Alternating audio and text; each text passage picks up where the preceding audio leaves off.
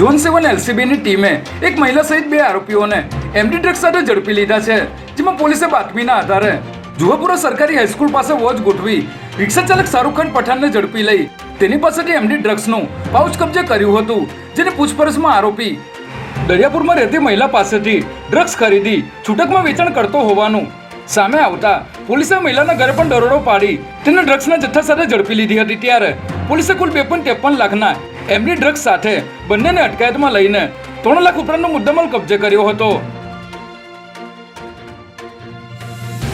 હાલ રાજ્યમાં ચાલી રહેલા ચૂંટણીના જોરશોરના પ્રચાર વચ્ચે દિલ્હીના સીએમ અરવિંદ કેજરીવાલના પત્ની ગુજરાત આવી પહોંચ્યા છે। પીએમ નરેન્દ્ર મોદી પણ હાલ 2 દિવસ માટે ગુજરાત પ્રવાસે છે, જેમાં તેઓએ આણંદ બાદ સુરેન્દ્રનગરમાં જનસભા સંબોધી હતી। ત્યારે અરવિંદ કેજરીવાલના પત્ની સુનીતા કેજરીવાલ પોતાના પતિના બદલે પ્રચાર કરવા ગુજરાત આવી પહોંચ્યા છે। જોકે અહીં તેઓએ રાજકારણમાં જોડાવા અંગે મૌન સેવ્યું હતું અને કોઈ પણ જવાબ આપ્યા વગર રવાના થઈ ગયા હતા।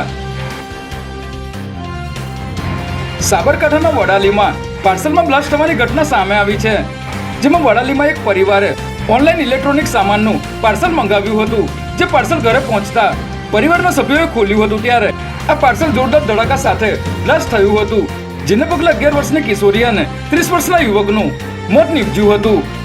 સમગ્ર મામલે પોલીસે ગુનો દાખલ કરી આગળની તપાસ શરૂ કરી છે।